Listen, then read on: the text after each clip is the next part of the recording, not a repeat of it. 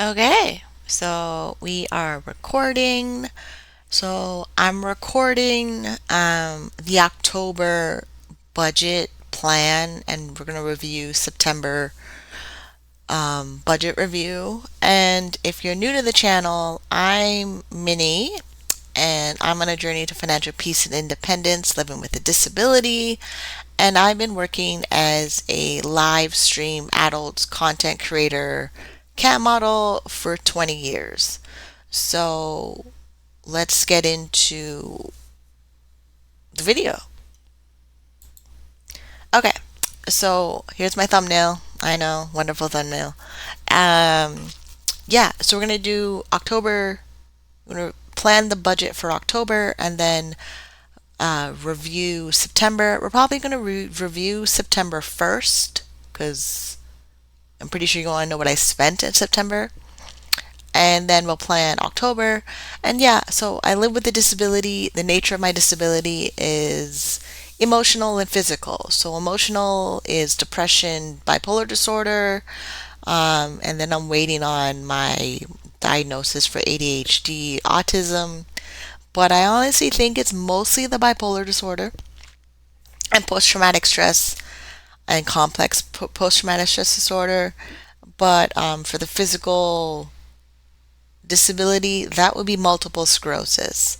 And I've been living with it my whole adult life. So that. And then out of living with a disability, I end up applying for what they call the Ontario Disability Support Program because I'm in Canada.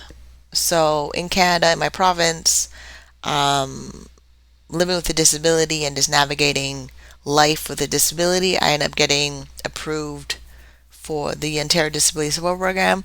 But through the financial journey of dealing with disability and life and working and reinventing myself, I came to the realization that the disability benefits program will keep me in poverty, and it's robbing me in my best working aged years to build wealth. Like if you follow Dave Ramsey, he always says that your income is your best wealth building tool.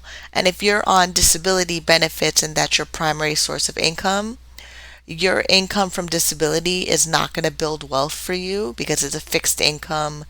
It's purposely designed to give you your bare minimum so that you might survive the month. And I say might because everyone's household is different on disability benefits. So I ended up going back to work, at least in whatever capacity that I could, being self employed.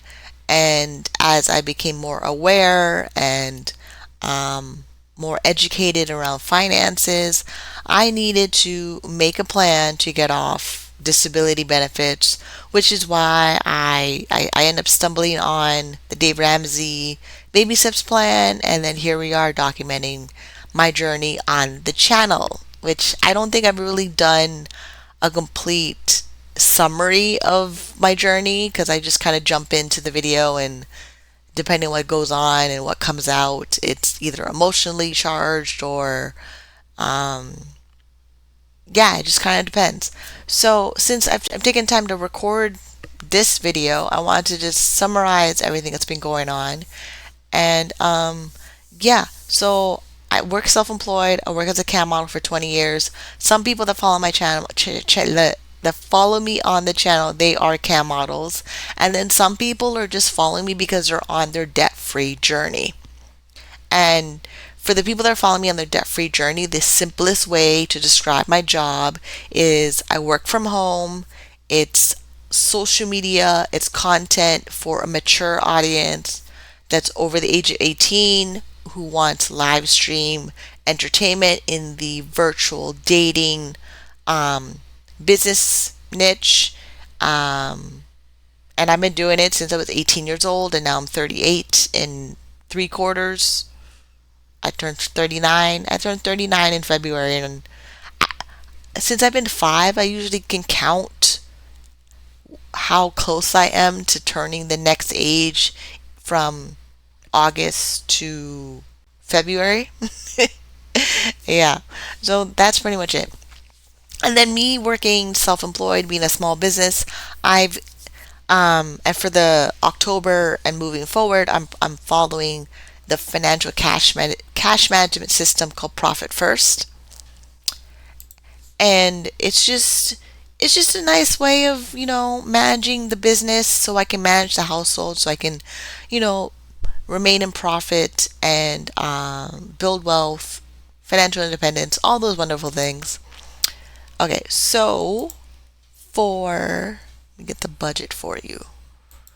Okay, so here is September.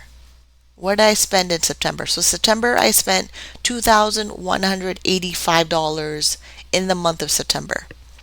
And for the month of September, my income from my small business did not come in. I didn't work.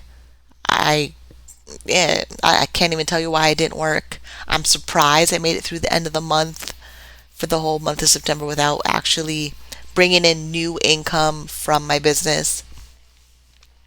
I did spend a lot. I tell you that much.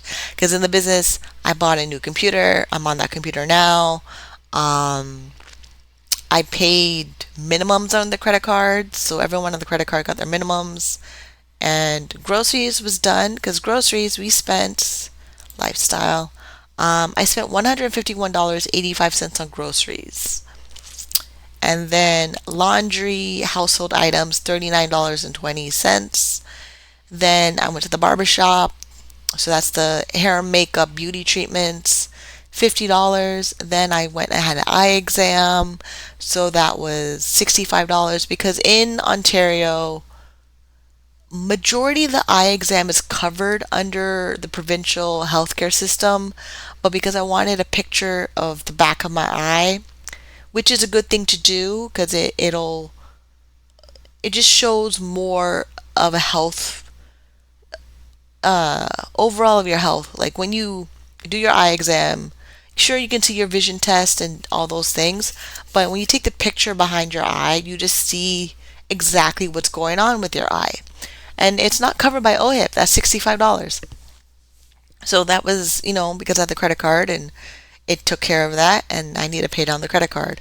So then I also went out for networking events because I'm trying to socialize. Like doing the dead snowball, like the gazelle intense, and you're single, you need a break of work, work, work, work, work.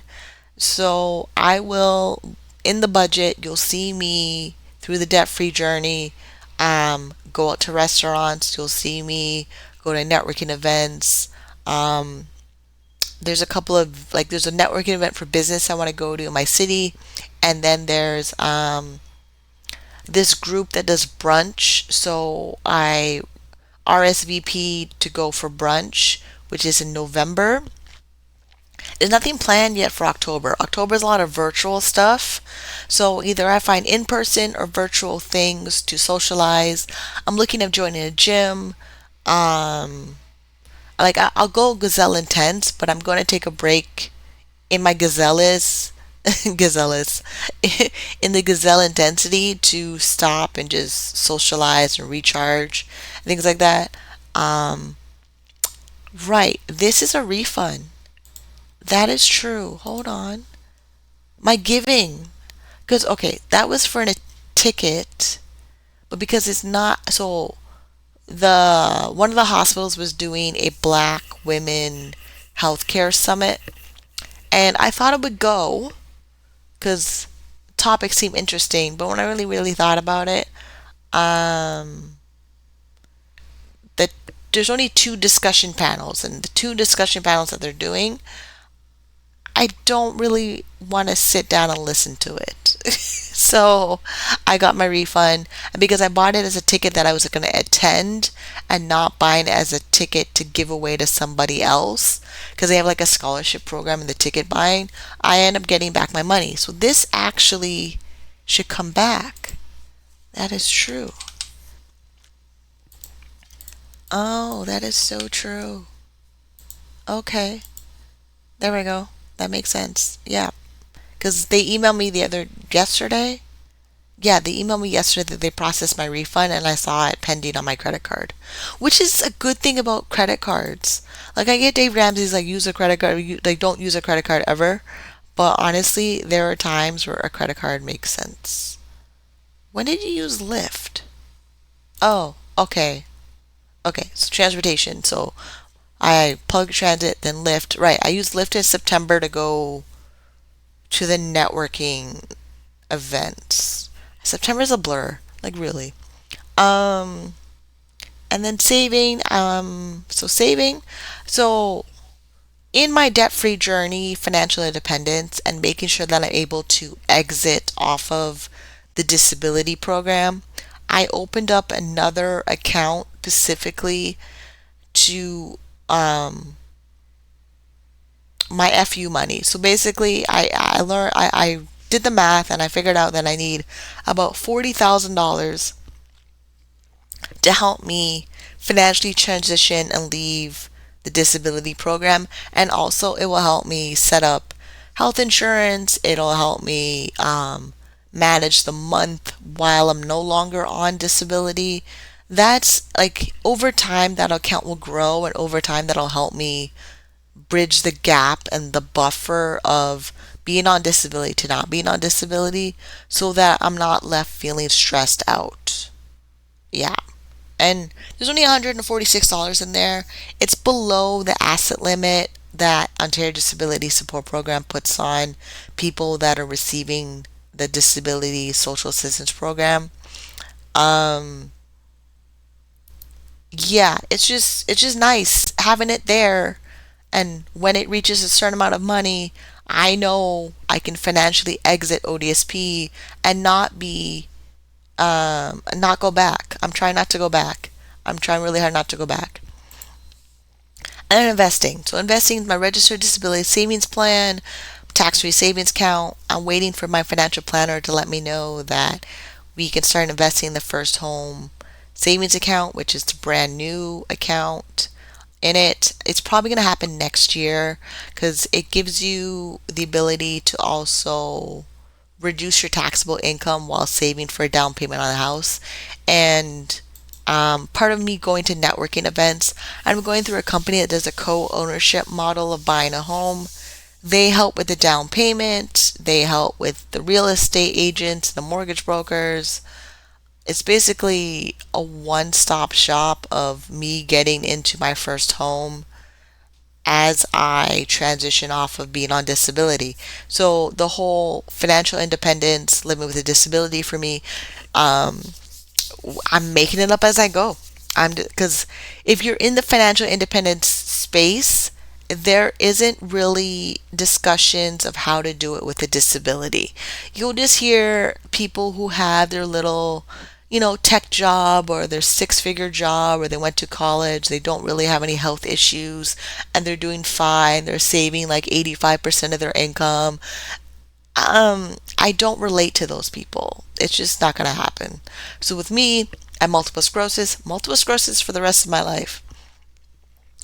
Um, I went to so out of that work event, I ended up meeting somebody who was a personal trainer, and I went to the gym that they work at to do an assessment. And people that don't have a disability, y'all are dumb. What I mean by that is, so I live with my disability my entire adult life. There's no cure. We just manage it with medications and therapy and treatments, and we literally hope I do not get worse. That is the whole thing. Really hope the MRI shows no progression in the disease of multiple sclerosis. Really are hoping that the antipsychotic medication I take for bipolar disorder keeps me at a baseline level where I'm not severely depressed or manic or in the direction of all like the darker side of living with depression and bipolar disorder. Um, it's my whole life. Like it's my whole life until my doctor says, "Hey, we want you to see if you can come off the medication." Um, that's it. And here's the thing. let's say we have a window and my doctor says, let's try come off the medication, and I come off the medication, I could end up right back on the medication. Yeah, and then we're hoping the medications I'm taking don't cause another health condition, because everything processes in your liver and your kidneys and your bloodstream when you're taking medications. And aging, right? Aging. The thing about aging, that is still going to happen. That's a natural progression of being a human being. Um, and we're just trying to manage life. So that's how I summed up my 2,100. Wait, September? Oh, right, we took it out. So now, because I'm getting a refund for the ticket that I bought, my spending for the month of September is $2,110. Yay! Okay, that's great. So now I'm gonna quickly go over October. October is not a whole, like, we know the income is coming in. So my tax credits, GST, uh, climate change, Ontario Trillium benefit, that's coming in. My disability, I'm expecting it to come in. My disability income to come in. My disability income that comes in is $1,521.15. Um, because they also take back $71.85 for an overpayment. If I did not have an overpayment, my disability would be $1,593. And then if my working from my business had a net profit over $100, the disability agency would add on $100 to my disability check, as long as my net profit, net earnings from the business after income minus expenses equals profit, is under $1,000. So I could still be eligible for disability benefits, earning money from my self-employment, and after income minus expenses, there's a certain list of expenses the disability office considers approved expenses according to them to stay eligible for the benefits, where I could probably, like, so either I could long term be on disability, show some activity that I'm working, get the help, the basic package of health insurance that they give me until I turn 65, and then 65 is a whole nother financial planning thing that we do. Or I can go aggressive in earning more income in my business to set myself up financially to not be receiving disability benefits from the provincial government, and then I'll still be a person with a disability, but I'll be a person with a disability that's financially independent and not getting social assistance benefits.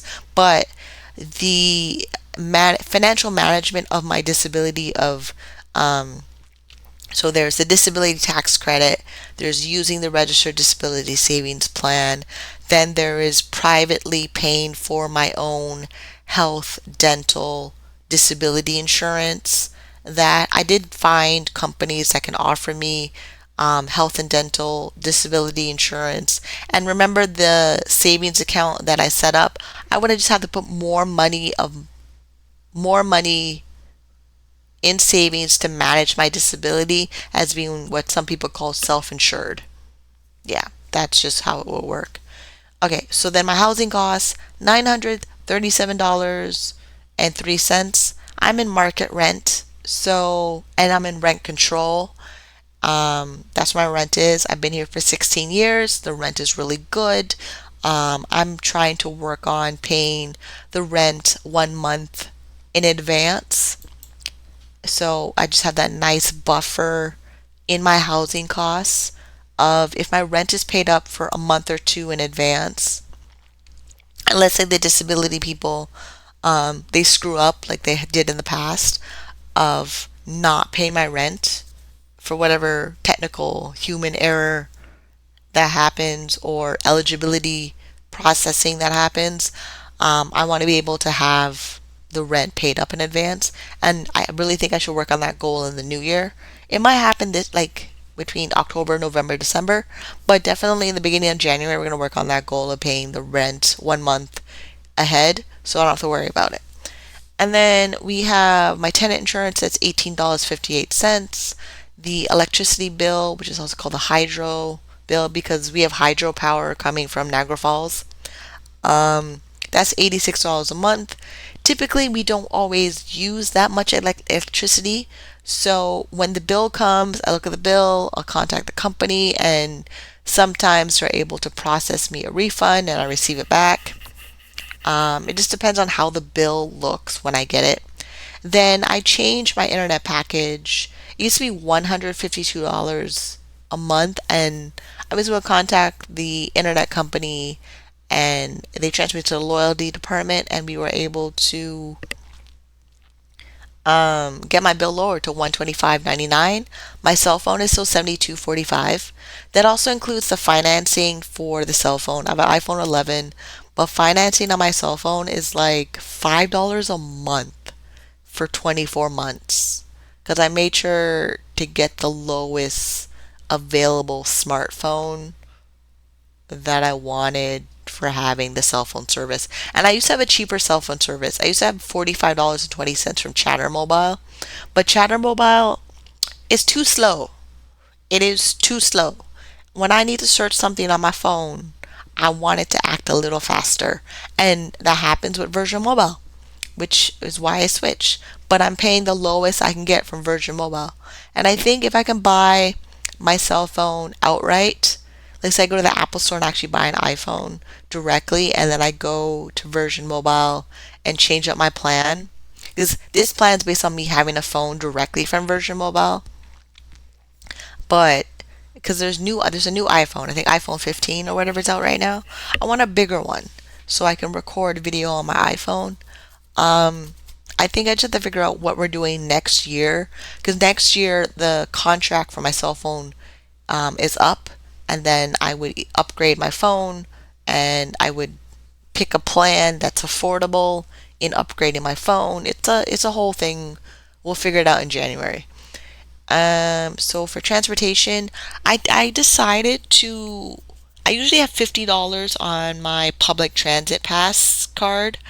I decided to split it 25 on rideshare like Uber, Lyft, whatever app driver company thing is out there. And we'll see. It's still $50, but it's 25 rideshare taxis and 25 public transit. And we'll see how that goes. But I don't see me going anywhere of that much for a rideshare in October. I do see me going somewhere for using public transit, like me getting the haircut, my nails, massage. I have to go to a doctor's appointment for B12 injections. But that's it.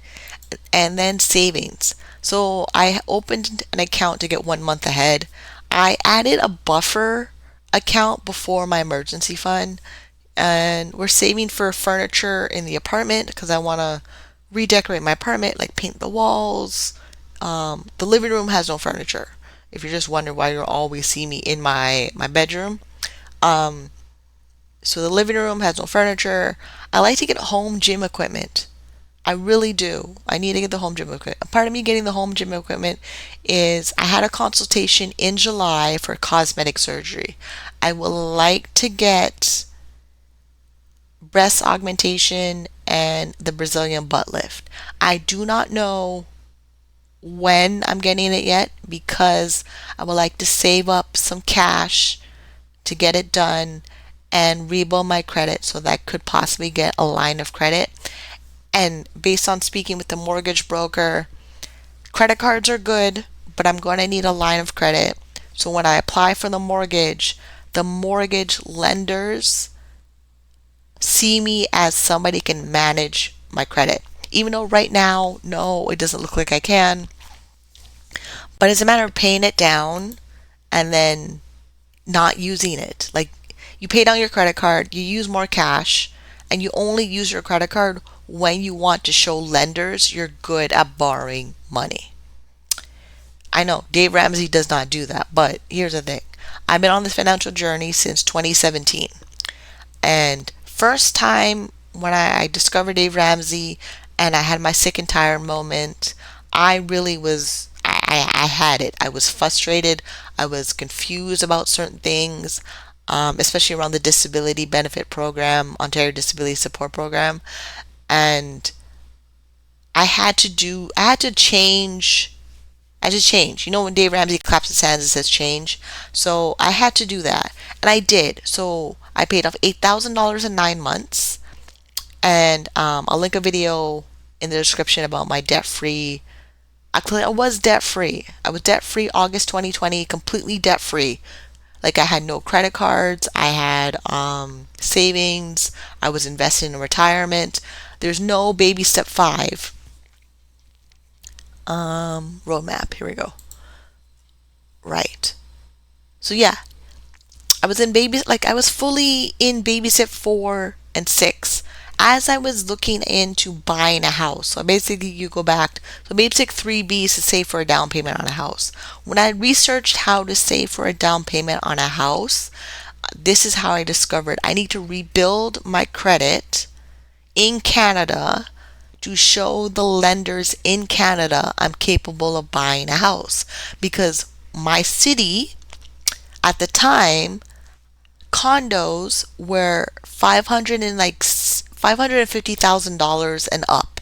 Now they're $750,000 and up. So I need to do two things: save for the down payment, rebuild my credit, and then pay off credit cards in full. I know it's we're not there yet, but we will get there. That's what the whole point of the baby steps. Right. So my every dollar account. Typically when you see my videos on my channel, my every dollar account is the free account. You just see what's this? Okay, not that. This is baby. If I click that, where does that go? Oh, okay. So it goes to here, Financial Peace University. Yeah. So in September, I was able to buy Financial Peace University so I could take a Financial Peace University class. And I've been doing that since about the 3rd of September. I've been at class now for what, 4 or 5 weeks? Because there's an introductory meet and greet class, and then we get into the content. Yeah, so I've been doing that. We're now the class we're doing. We did the emergency fund. We did baby step 3. We're now doing the 4, 5, and 6, because 4, 5, and 6 they sum it up as one large video in Financial Peace University. That's what we're doing. But for the baby steps, I'm on baby step 2. I still have my $1,000 emergency fund.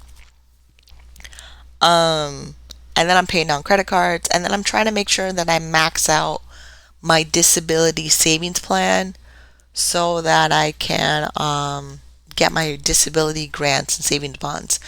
Also, while me using every dollar, I also use a Google Sheet for my hold on. Yeah, so while I use every dollar, I also use a Google Sheet. I made my own budget Google Sheet only because it's how I started the journey. The best way to describe it. So 2017, was I always using every dollar? I don't know. The fact is, I made my own budget sheet to keep it a way I can keep myself more accountable, more focused on my financial journey. And my budget, it's become this journal of everything financial that I'm planning. Between the business, like the business I added, how to organize, okay, budget, paycheck planner, goals, no, roadmap, insights. I got distracted, I'm sorry, hold on. Ask a coach. Okay, so go back to budget, and then that's financial peace. Okay, do I need financial peace open? You might. Okay. Yeah, we have too many tabs open. Just give me a second. All right, profit first, webcam work schedule. Okay, we're not going to talk about that today. Let's close that. Yeah, we'll just stick with business and personal. Okay, so the spreadsheet. So the Ko-fi store has a copy of one of the versions of my budget spreadsheet where I organize my personal budget into 5 categories: housing, lifestyle, transportation, savings, and debt repayment. Savings is also investing, but let me show you. Like here, this part right here.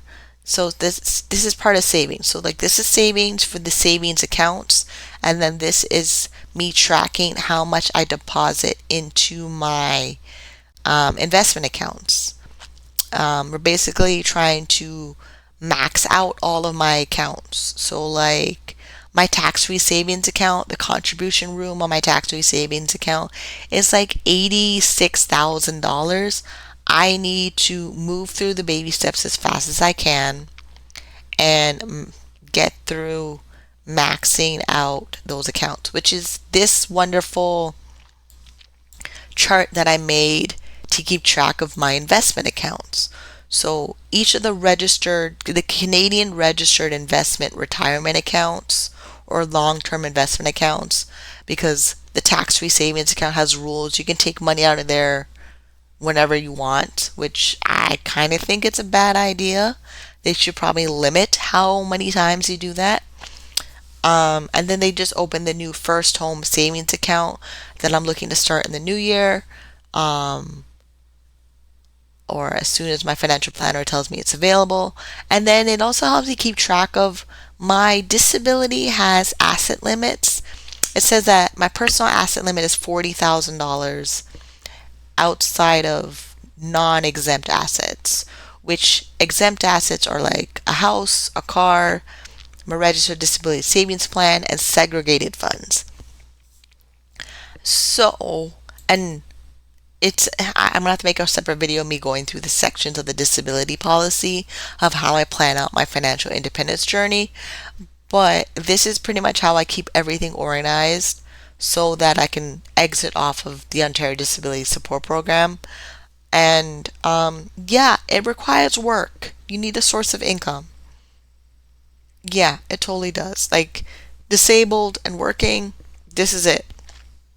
And disabled and working, trying to catch up with your long-term investments, which is why I like Dave Ramsey. He breaks it down in baby steps. He makes it less overwhelming. He lets you know that you'll get there. You just get there a little slower, but you'll still get there. Becoming a millionaire or becoming financially independent and becoming self-sufficient with your finances and your life. And I organize it in a way that makes sense. Right, October. So yeah, here's October. Yeah, it's basically I made my own version of a zero-based budget, but it has wonderful notes and reminders of how I manage my finances. Like Ramit Sethi has this thing of how to um like when you get your paycheck, it goes into your checking account. It does not actually stay in your checking account. It took me a long time to learn that.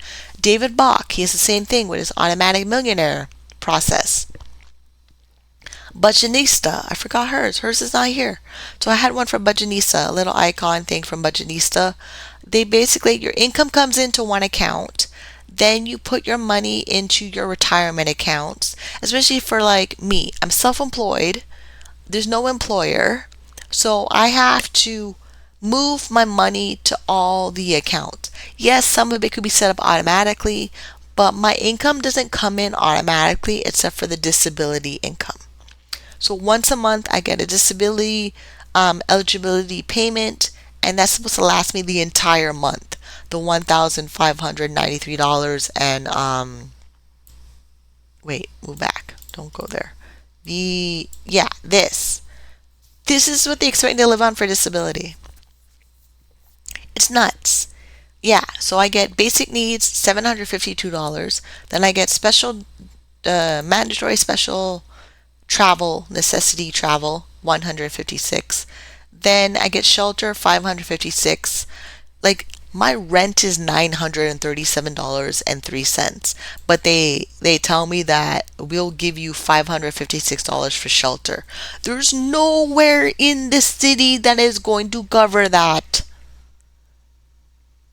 Roommates now are charging $1,000 to share a one bedroom. Like, because the average rent in Toronto is $2,600. Yeah, I'm trying not to go in a rant, but that's basically what we're dealing with. And then special diet, I get 129. And then if I work and make a net profit, as I mentioned earlier, they add on $100 work related benefit. And then they automatically pay the electricity bill, they automatically pay my rent to the landlord, and then they take back $71.85 because I have an overpayment because during the pandemic when being eligible for other money from the government. And then I'm trying to keep track of my goals of buying a house. I'm trying to keep my spending in a balanced way. That like I'm trying to follow. Where is it? So I like Gail Balzoxley has this guideline of 50% of your income goes on needs, 25% of your income goes on wants, 10% goes on savings, and 15% goes on debt repayment. And with Gail, her philosophy is that 15% of your income goes on debt repayment, but you're supposed to be out of debt, consumer debt, 3 years or less. And then after 3 years or less, after you reach the 5 year mark of paying off debt, you get consumer fatigue. And if you're in Canada and it's taking you more than 5 years to pay off your debt by yourself, it's recommended to go see a bankruptcy trustee. Canadian bankruptcy trustee is nothing like the United States of America. They are regulated by the government of Canada. They have to follow a lot of strict rules for being a bankruptcy trustee. I filed a consumer proposal where I was able to pay off my consumer debt. We settled it in the consumer proposal for $6,000. They were getting $100 a month. Then I paid it off in 9 months. It's discharged. I'm rebuilding my credit. This whole idea, like either you go in the camp of you think bankruptcy is so horrible that it ruin your credit. No, it doesn't. Stop saying that. It does not do that. Like really, just see the people who deal with debt every single day in the country of Canada and find out legally what are your options. Stop trying to build up some fake, false fear nonsense and actually go through the proper professionals to make a plan for your finances so that you can build wealth. If you can go at it gazelle intense and pay off all your debt as fast as possible so that you can invest your money in investment accounts so that you can become a millionaire, then go for it. But don't sit around trying to tell yourself, "Oh, bankruptcy is horrible." No, it's not. And it's not in Canada. It may be for other countries, but it's not in Canada. And I'm saying that as a born Canadian. This is where I'm born in, this is where I'm raised in, and it's not. So stop saying negative things about something when you don't have all of the information. Yeah, so there. Yeah, so this is just how I keep everything organized. Here's the thing from Mike McCallow's Profit First. Profit First is for basically entrepreneurs, how you would manage your finances in your Profit First accounts. So basically, it's kind of the same thing like the blueprint here for Automatic Millionaire and how Ramit Sethi says to split your paychecks. Profit First is a similar thing. Do I have that here? Oh yeah, I do. It's over here.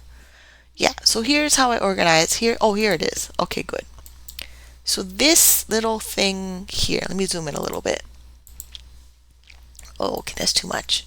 Okay, so here, this is from the Profit First podcast. So the YouTube channel. So they made visual guides for their YouTube channel to show you how the Profit First cash management, cash flow allocation system works.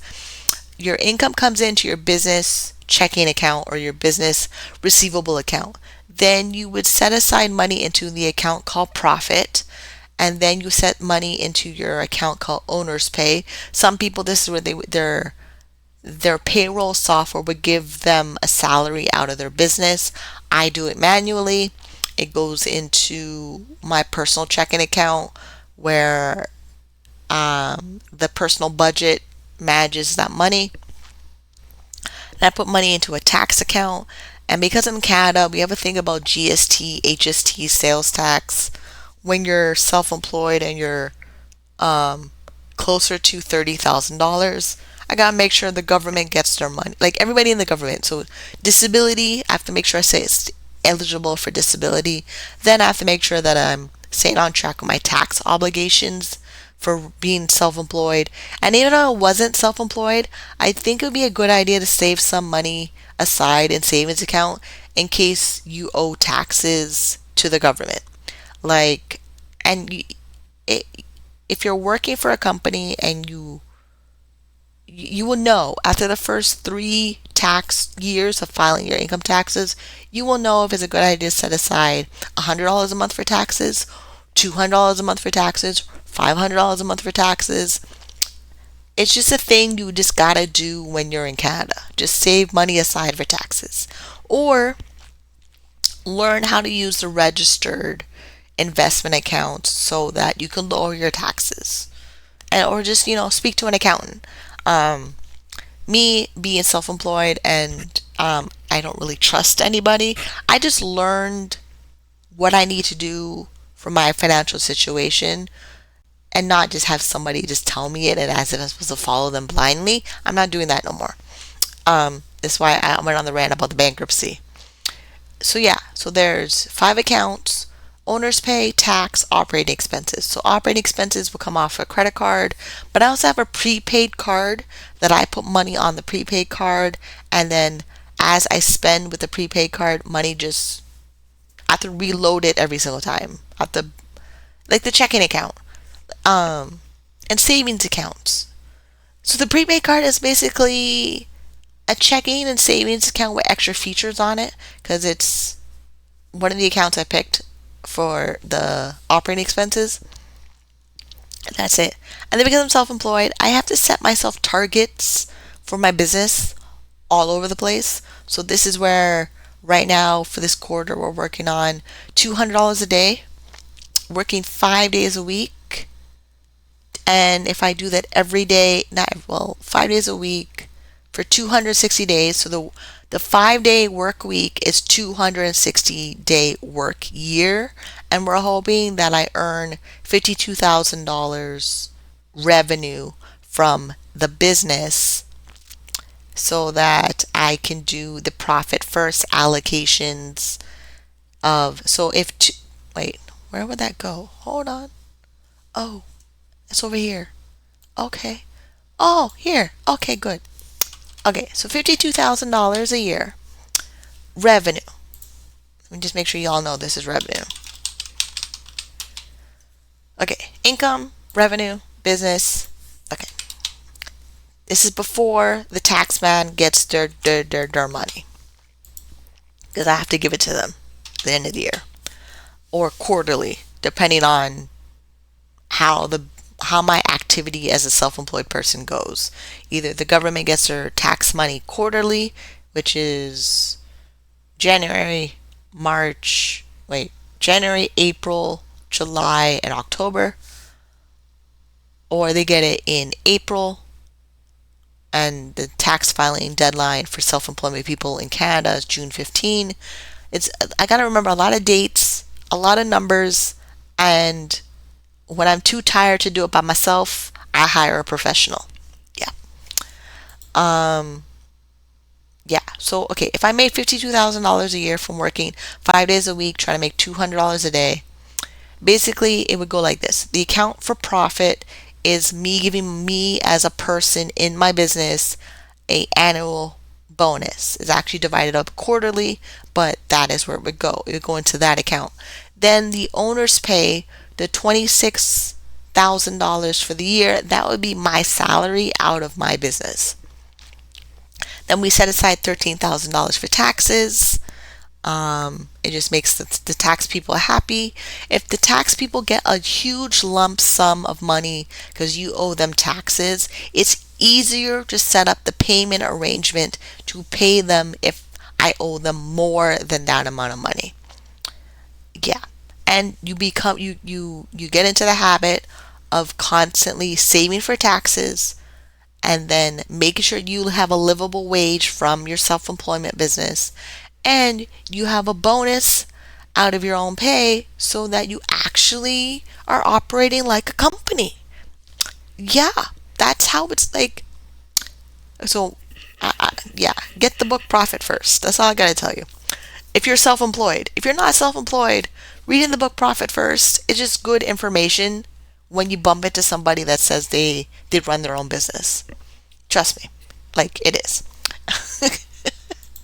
And then the vault account is my retained earnings, and then my other accounts, which are here.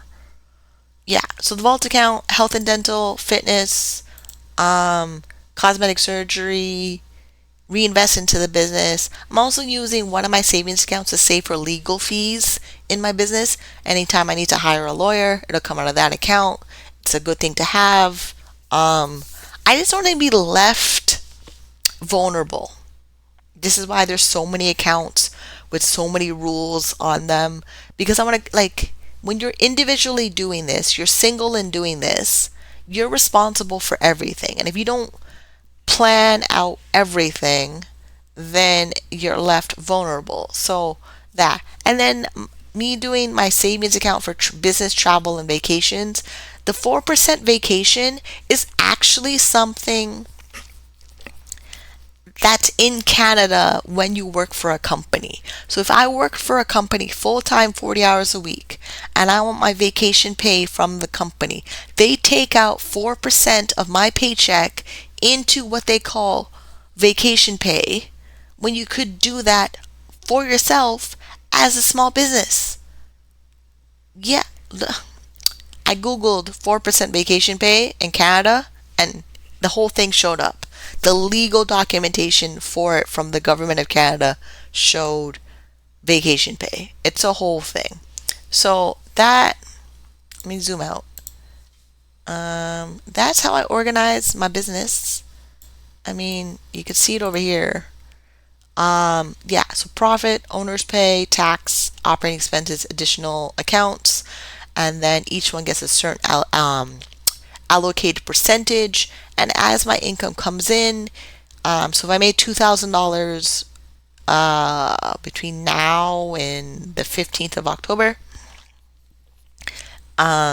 it would just divide up the money, and then as the money is in the receivable account, so when you're a CAM model, for me in Canada, it goes paid into my Paxum account, and then from the Paxum account it goes into the checking account, and then from the checking account it goes into the appropriate accounts: profit, owner's pay, taxes, operating expenses, additional accounts. Yeah, it makes my life so much easier. Um, that's it. That's what I have for you. I'm impressed. I went shorter. Usually when I go live, I'm a little bit longer and I rant and all that stuff. I kept my rant to a minimum. I ranted about the bankruptcy stuff in Canada. Because I went through the profit first system as a CAM model. I'm gonna make more videos about it because I've watched a CAM model talk about making $1,000 as a CAM model, and like, you need to know your numbers, but you also need to know the name of your numbers. That I need to make a video about because people are getting the information wrong. I don't know why you're getting the information wrong. I don't know where out of your butt you pulled out that number, but it's gonna give you a pain later, and I don't operate that way. I can't. It robs me of my financial peace. That is what I've learned. Yeah, this is what I got. So, okay, October 3rd, I have to work today. I have therapy at 2, and then groceries. I should really get groceries. And yeah, that's what I got for you. So, this is it. Subscribe to the channel. I'll see you on the next one. Bye.